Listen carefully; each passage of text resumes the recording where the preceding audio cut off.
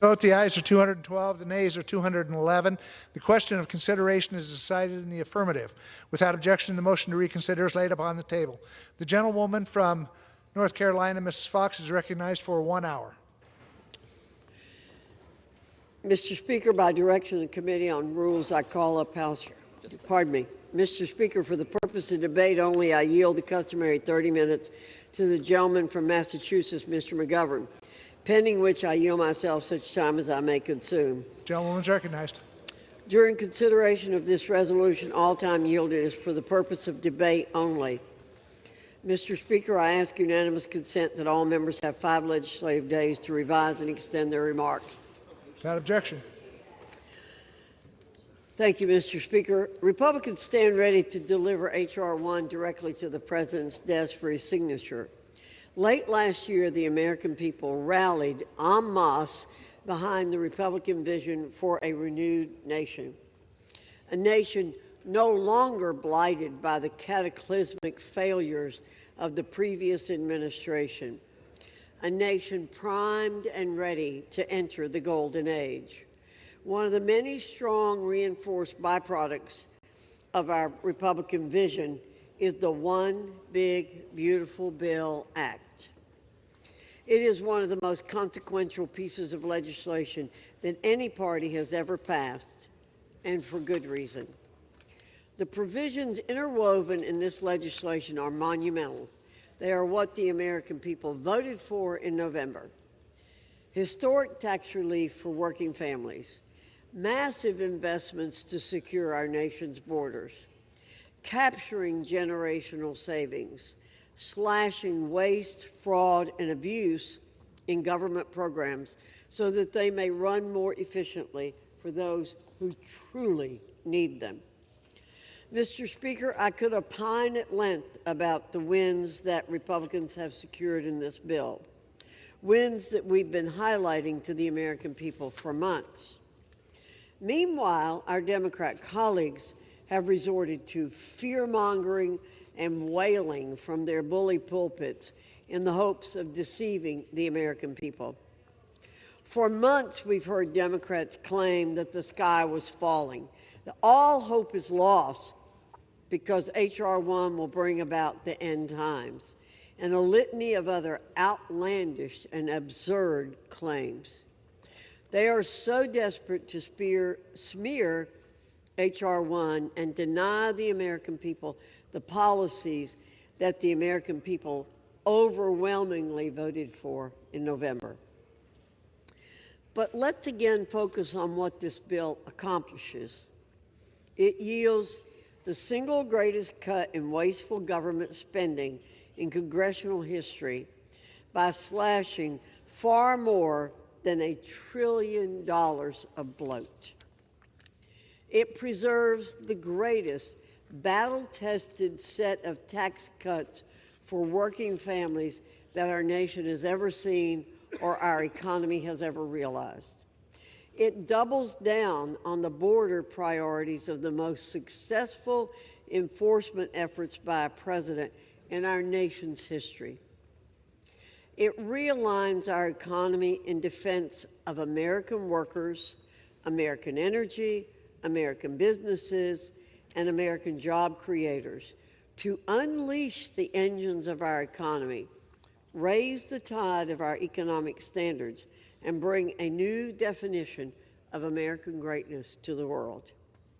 Perhaps the reason why Democrats are so desperate to smear this legislation is because they are caught in their own self-inflicted malaise of denial.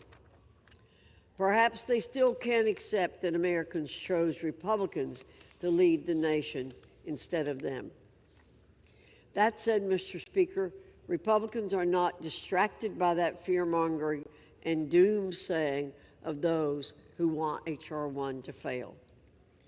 The facts are on our side, and we've been cutting through the noise by bringing those facts to the American people for months. So that the record is clear, a vote against this legislation is a vote to green light the largest tax increase in American history being levied against everyday men and women. Decimation of millions of jobs across America. Kneecap the capabilities and readiness of the nation's military. This is not fear-mongering like what our colleagues across the aisle have been engaging in. These are just facts. Mr. Speaker, the pathway forward is crystal clear. The House must pass this rule and pass the Senate amendment to H.R. 1 so that more wins can be delivered to the American people. The American people deserve to keep winning, and to deny them that opportunity is a flagrant disservice. This legislation is the embodiment of the America First agenda, and we would all do well to remember that. Failure at this critical juncture is not an option. This clock is ticking. The President and the American people are waiting. I reserve. The balance of our time, gentleman from Massachusetts. Thank you, Mr. Speaker, and I want to thank the gentlewoman from North Carolina for yielding me the customary 30 minutes, and I yield myself such time as I may consume. Gentleman's recognized. Mr. Speaker, this process, an abomination, legislative malpractice. Final text of this bill came out less than 24 hours ago. We met in committee an hour after it was posted, and now we're here considering a rule that only allows for 1 hour of debate. This bill is within the jurisdiction of 12 different committees. 1 hour is ridiculous. And every minute we're finding out new things that were snuck into the bill. A tax cut for whalers, and now we're learning about a gambling tax. Republican leadership and the White House are jamming this bill down our throats. And for what? We are not on a deadline, no looming crisis. We're here because Donald Trump wants a 4th of July party to celebrate this garbage bill. He wants fireworks and flags and cameras, not for this country, but for himself. So he says, close your ears, close your eyes, and vote for this bill. Honestly, sounds more like a cult than a Congress to me. Some Republicans promised their voters no cuts to Medicaid, no new debt. Now they're flipping faster than pancakes at a campaign breakfast. The House passed it hoping the Senate would kill it. The Senate passed it hoping the House would grow a spine. Everyone is playing a game of legislative chicken, voting for a bad bill and thinking the other chamber will be the one to fix it. This is nuts. And Trump says, have fun and vote yay. Have fun gutting Medicaid? Vote yay on taking away food from poor families? Are you serious?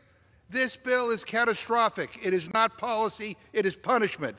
Let's talk facts. It slashes Medicaid, cuts Medicare, dismantles the ACA. It shutters rural hospitals, closes nursing homes, wipes out health centers. It takes food off kitchen tables, throws clean energy workers out of jobs, spikes utility bills. And why? So billionaires and oil companies can cash in. Big oil gets handouts, billionaires get tax breaks, working families get scraps, if that. Jeff Bezos just had a $50 million wedding in Venice, and they want to give him another tax break. Meanwhile, families making under $50,000 a year, well, they get less than $1 a day in tax cuts. You can't even buy a cup of coffee with that.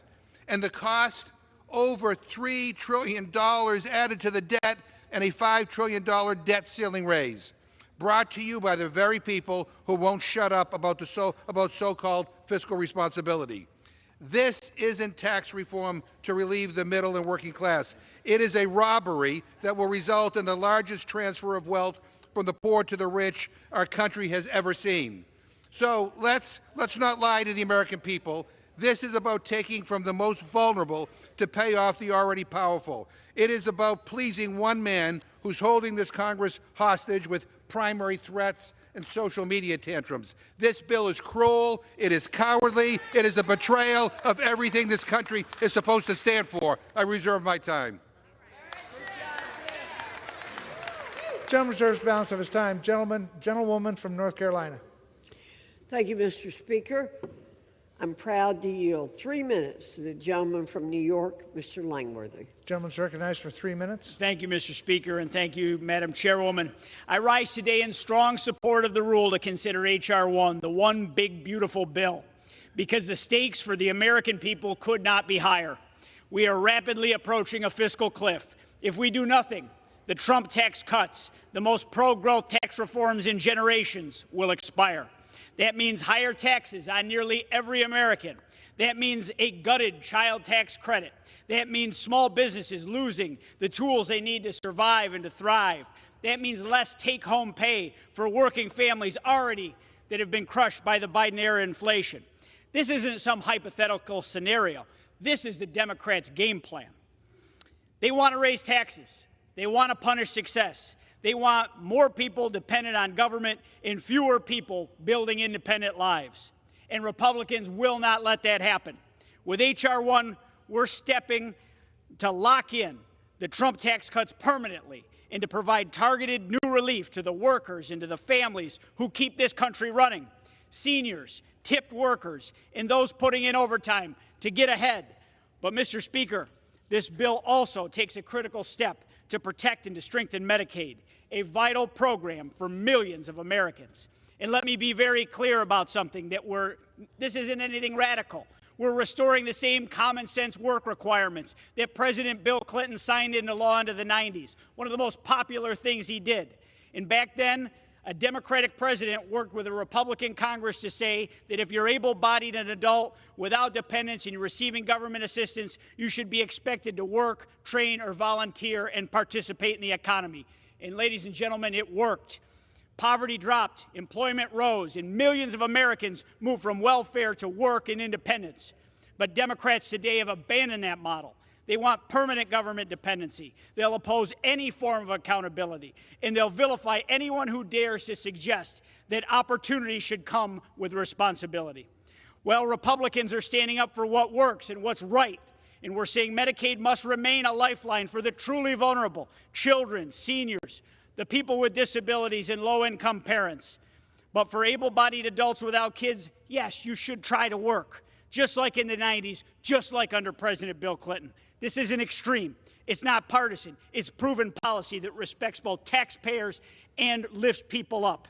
Mr. Speaker, this bill delivers economic relief, fiscal sanity, and basic fairness, and it secures the future of our economy and our safety net. Let's choose the path that's been tested and proven to work. Let's approve this rule. Let's pass one big, beautiful bill, and let's get this country back on track. I yield back, Mr. Speaker. Gentleman yields back the balance of his time. Gentleman from Massachusetts. Mr. Speaker, I want to alert all members to something about this rule. It has a mistake in it. Republicans have rushed this process from the very beginning to meet Trump's artificial July 4th deadline, and this rule is no exception. We found an error in the rule at 2 a.m. this morning, after the Rules Committee reported the rule.